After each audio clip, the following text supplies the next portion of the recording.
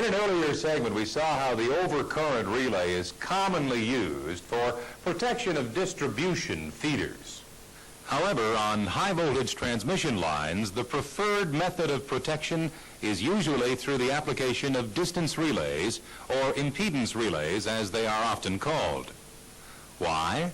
Well, distance relays are faster, more selective, as selectivity is obtained on the basis of voltage changes as well as current. Easier to coordinate because they are not affected as much by short-circuit magnitude and hence changes in generating capacity and system configuration. The device number for the distance relay is number 21. The earlier types of distance relays worked on the balanced beam principle like this, and certainly this is the easiest way for us to study the concept. The beam is pivoted like a seesaw with voltage and current coils at opposing ends. The voltage coil is fed from the voltage transformer on the line, or more usually on the bus feeding the line, while the current coil is fed from the current transformer on the protected line. Under normal operating conditions, the voltage coil's attractive force is far stronger than that of the current coil. Hence, the balanced beam stays in this position. However, if a fault occurs on the line, then the magnitude of current increases greatly, with the result that the current coil now produces much greater attractive force and will overcome the restraint of the voltage coil. The balance beam seesaws in the opposite direction and closes the contacts in the tripping circuit, so tripping the line circuit breaker. The actual point of tripping could be set by adjusting the position of the center pivot, or more simply, by adjusting taps on the voltage and current coils to increase or decrease the number of turns. Either way, the actual point of tripping depends upon the comparison, that is, the ratio of voltage to current, V over I. The relay is in fact measuring the impedance of the circuit being protected, including the load impedance. However, if we have a fault on the line, say a direct phase-to-phase fault, then the circuit impedance to the fault is only that of the conductors themselves, and as we know, this is a relatively small value. Indeed, this is the very reason that the current increases to such a high magnitude. So the relay is set to operate when the measured impedance falls below a specific value. If we know the impedance per mile of the line conductors, we can set the impedance relay to trip for faults within any particular distance from the relay. For example, let's say this line is 125 miles long, and the total impedance is, say, 100 ohms.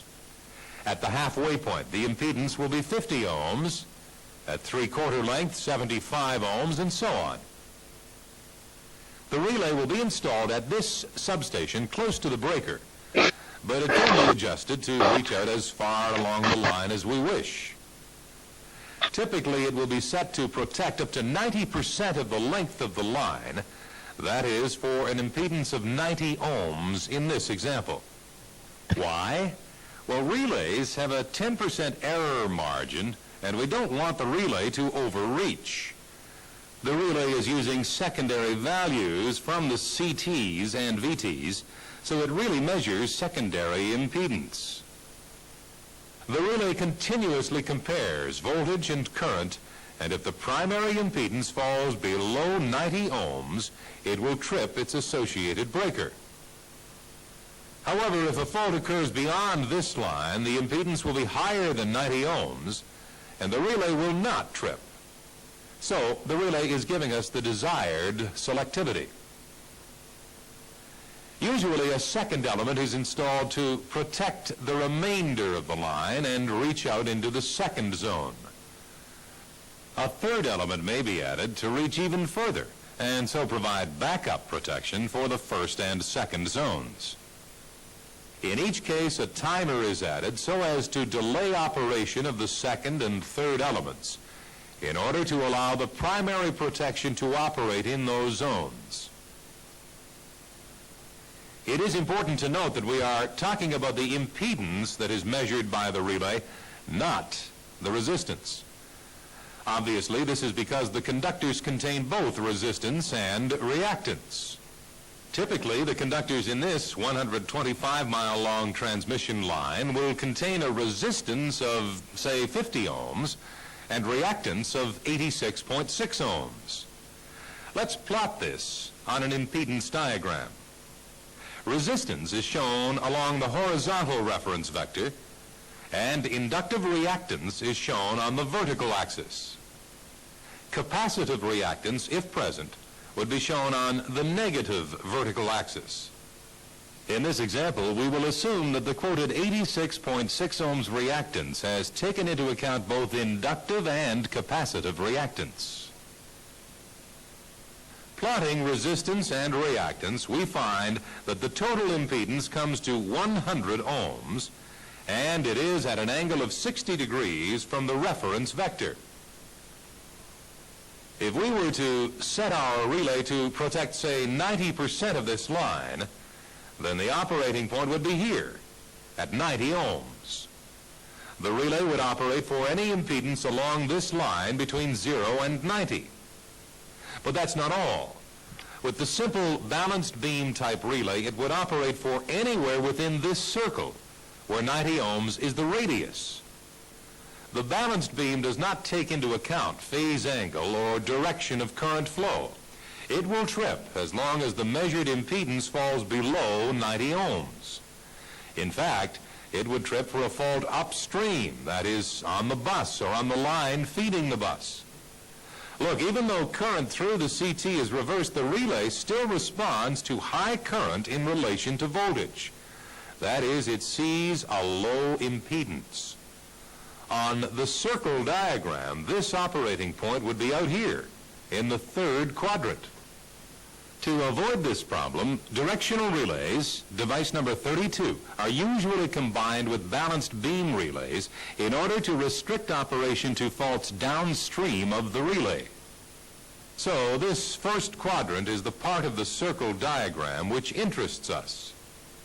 We can add to the same diagram the operating circle for the second zone and another for the third zone protection that we mentioned. In each case, the relay element will pick up if impedance falls within its respective circle. For example, a fault out here in the second zone may cause impedance to fall to, say, 140 ohms, which is less than the second element set point of 160 ohms. The relay will operate, and after its timer has timed out, the breaker will trip. But we have not yet considered the impedance of the load. Where does this fit into the picture? Let's take an example. Here we have our same 132 kilovolt line feeding a 90 MVA load on the B bus. That is 76 kV line to neutral and 30 MVA per phase. This gives us a line current of almost 400 amps. Dividing current into voltage, we get 76,000 volts divided by 400 amps equals 190 ohms. This is the impedance of the load. Let's say the load is operating at a power factor of 0.9, that is about 25 degrees lagging. The load impedance can be shown off bus B on the circle diagram like this. But the relay measures the total impedance, that is the load plus line conductors. So we must add these values vectorially on our circle diagram. We see now that the measured impedance is well outside of the first zone of protection, but it is not far outside of the third zone. So the relay will not operate, and the condition appears to be satisfactory. But on large transmission systems, we often experience load swings. During such a surge, an increase in current could be seen by the relay as a decrease in load impedance, and it may well fall within the third zone of protection. If the surge remained for several seconds, it would cause tripping of the first breaker. Do not forget that our relay for first, second, and third zones is located on bus A.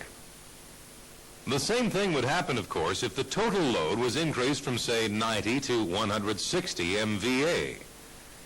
In this case, the impedance may even fall below the setting of the third zone and cause tripping. It is important to remember that where the distance relay is concerned, some consideration must be given to the load characteristics as well as the impedance of the line. Because of these limitations, the balanced beam relay has been superseded by improved types of distance relay, and we'll be looking at these in the next segment. For now, it's time for a break. Please switch off the tape now and go through this material in your workbooks.